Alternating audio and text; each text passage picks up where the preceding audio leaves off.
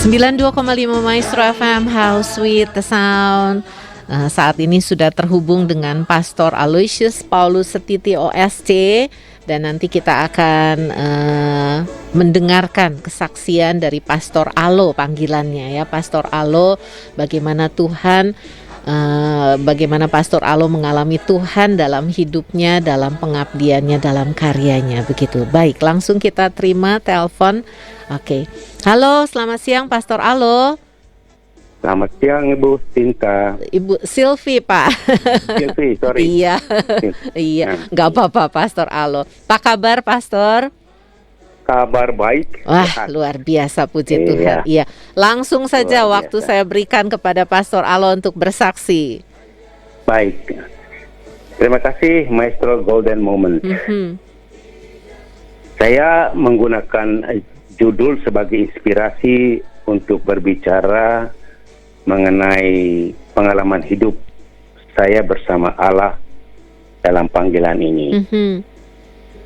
Saya pakai judul dipanggil, dipilih, dan diutus untuk pelayanan pastoral lintas budaya. Nah, saya mulai dari orang tua saya, itu berasal dari Desa Rumat, Pulau-Pulau Kecil, Maluku Tenggara. Tahun 1948 baru saja menikah, umur 18 tahun, dikirim oleh Monsignor Yakobus Grant, MSc, dari Maluku ke Papua, yang dulu Irian Barat. Maka kami 10 bersaudara lahir di tanah Papua. Waktu saya berumur 5 tahun, Allah mempertemukan keluarga saya dengan Pastor Henricus Kemper, MSc, di hutan belantara di Papua. Saya ketemunya di hutan ya Pastor ya? Iya. Saya langsung kagum, tertarik. Orangnya tinggi, ganteng, baju jubah putih, dan banyak sekali bakatnya. Lalu waktu merayakan ibadat, waduh, sungguh luar biasa karena dia dari Eropa, hadir di tengah hutan Papua. Sejak saat itu, saya tertarik untuk mengikuti jejaknya. Nah, menjadi imam. Maka saya masuk SD 6 tahun di Papua. Kemudian dikirim kembali ke Pulau-Pulau Kecil, tempat ayah saya, untuk mengenyam pendidikan seminari menengah Santo Yudas Tadius dari SMP sampai SMA. Nah, tamatan dari Langgur MSc ini harus dikirim ke Manado, tapi saya minggat. Kenapa minggat, Pastor? Spiritualitas. Dengan spiritualitas salib suci, karena saya bertumbuh di Agas Salib Suci, Papua. Maka saya kembali ke Papua, Agas lalu dikirim oleh pastor-pastor OSC ke Jayapura untuk masuk Sekolah Tinggi Teologi Katolik. Nah, dari situ setelah 3 tahun, saya memilih masuk Ordo Salib Suci. Maka saya dikirim ke Bandung tahun 1977-78 untuk masuk Biara Salib Suci, dan saya selesaikan pendidikan di Fakultas Filsafat Unpar 81, lalu saya kembali ke Papua, ditabiskan di Agats tahun 1983 tanggal 9 April oleh uskup yang berasal dari Amerika. Nah, setelah 2 tahun bertugas di Papua, rupanya saya dipanggil, dipilih, dan diutus Allah untuk ke Amerika. Saya studi 2 tahun Ya. di Catholic Theological Union di Chicago. Mata kuliah yang mendukung tema saya di atas itu pelayanan pastoral lintas budaya. Ya. Saya ambil satu mata kuliah yang namanya Training for Cross Cultural Ministry, latihan untuk pelayanan pastoral lintas budaya. Itu bekal yang sangat bagus. Namun ada 2 tantangan. Ini persis kesaksian yang bagus ini. Tantangan pertama, ketika saya baru tiba di Chicago, saya mencari sebuah buku bersama seorang frater, buku tentang original blessing. Nah, kami sementara duduk berdiri cari buku di lantai pertama, ada masuk seorang gadis yang cantik sekali. Iya. Terus frater dia bilang, dia ganggu saya, dia bilang, itu dia naksir kamu. Saya bilang, mana mungkin, orang dari Indonesia, hitam, kribo lagi, jenggot lagi, masa dia tertarik dengan saya? Lalu dia katakan begini, dia bilang, kalau tidak percaya kamu ke lantai 2. Ya, saya ke lantai 2. Dari situ datang menyapa sedikit frater, lalu tidak kenal ya. Dia ke lantai 2 dan ke tempat di mana saya sedang cari buku. Saya grogi. Itu tantangan ya, Pastor ya. Persis sekali, Ibu. Aduh. Lalu dia mulai dengan ya basa-basi ya. Kamu dari mana? Namamu siapa? Kamu buat apa di Amerika?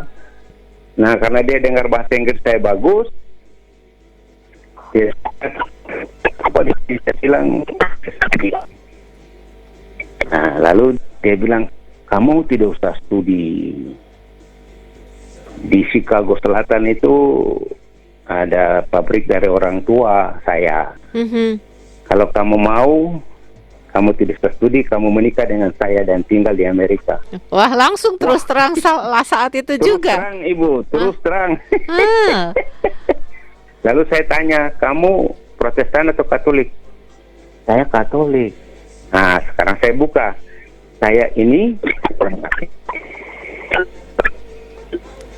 Wah, halo. Halo, Pastor. Halo. Halo, Pastor, terputus ya. Halo. Halo. Halo. Ya. Ya, mungkin ini sinyal ya. Sinyal, betul. Oke, maaf. Boleh lanjut? Lanjut, silahkan, Pastor. Ya, saya katakan saya sudah ditabiskan sebagai seorang imam. Saya studi di Catholic Theological Union. Terus dia bilang, saya tidak percaya. Saya keluarkan salib saya, yang merah putih, dan punya ordo. Begitu dia lihat, dia langsung bilang maaf, tapi juga terharu. Nangis dia sebenarnya. Lalu dia langsung permisi pulang. Saya bertemu frater saya, kenapa itu? Dia di situ nangis. Saya cerita bahwa begini. Lalu dia bilang, pastor, Anda itu bodoh. Saya bilang, frater, saya rasa saya bukan bodoh, saya lebih pintar dari kamu. 6 bulan kemudian dia tidak diterima untuk melanjutkan studi untuk jadi imam. Saya ke kamarnya, saya bilang, sudah siap untuk saya ketemu.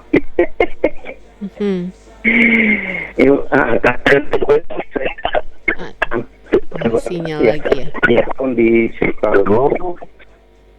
Saya hampir putus asa karena merasa homesick dan sendiri. Iya, berapa tahun Tapi itu ya? Berapa tahun, Pak? 2 tahun saja. 2 tahun saja. Iya. Lalu saya ke satu menara yang tingginya 110 lantai, saya ke atas. Saya berdiri di sana, saya coba pikirkan begini. Kalau saya gagal, saya terjunkan diri ke bawah. Konyol. Kalau saya gagal, saya pulang. Ordo rugi, keluarga rugi. Maka harus lanjutkan. Maka saya rasa kehadiran Tuhan pada saat itu sungguh luar biasa. Akhirnya saya putuskan untuk melanjutkan sampai selesai. Oke. Lalu saya pulang ke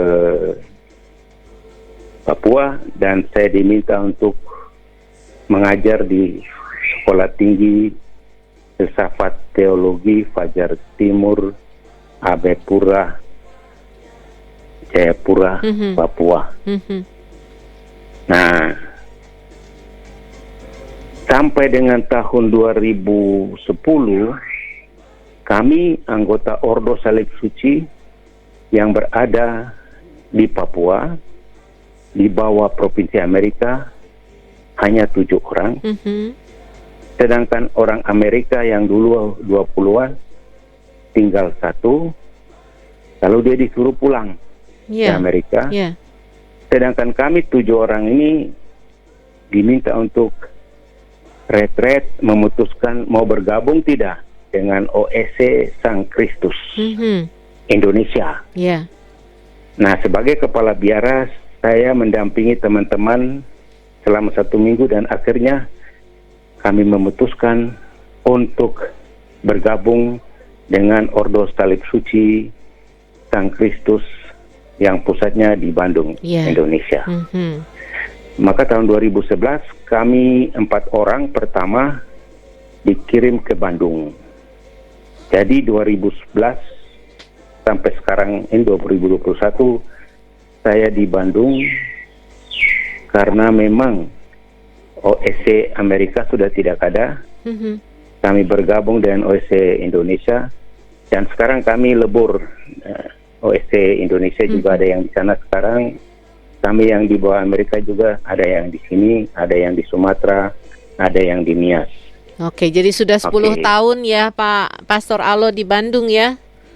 Ya betul, tapi pindah-pindah tempat lagi karena lintas budayanya ini. Oh iya, karena lintas budaya. Kemana aja nih Pastor Alo? Nah, pertama kali saya di Sultan Agung II, Jalan Sultan Agung II. Ikut bantu di sana, jam-jam 10 bisa bahasa Inggris. Nah, terus saya dipindahkan ke Pratista selama 2013 sampai 2015 untuk menjadi tim retret, pembimbing retret. Lalu 2015 sampai dengan 2019 saya dipindahkan ke Cigugur, Kuningan, Jawa Barat. Untuk belajar bahasa Sunda dan harus misa dalam bahasa Sunda. Nah, ini lintas bahasa. Wilujeng siang pastornya. Wilujeng siang. Wilujeng siang. Ya, dan kembali ke Bandung sekarang. Ya, saya dipindahkan tahun 2019 ke Bandung bulan November sampai sekarang. Oke. Ya. Kesan-kesannya bagaimana nih Pastor selama sekian puluh tahun ya melayani ya, mengabdi ya, kesannya bagaimana nih? 28 tahun di Papua dan sekarang 10 tahun di Bandung. Nah, sebelum pesan terakhir boleh? Boleh, silakan. Pengalaman yang paling dahsyat sehubungan dengan COVID-19. Iya. Iya. Nah, saya pernah kena ya, sehingga disebut alumni COVID. Ada alumni COVID ya. Jadi begini Bu, saya kan tanggal 3 Maret itu adik saya di Papua meninggal. Iya. Lalu tanggal 6 saya ke sana.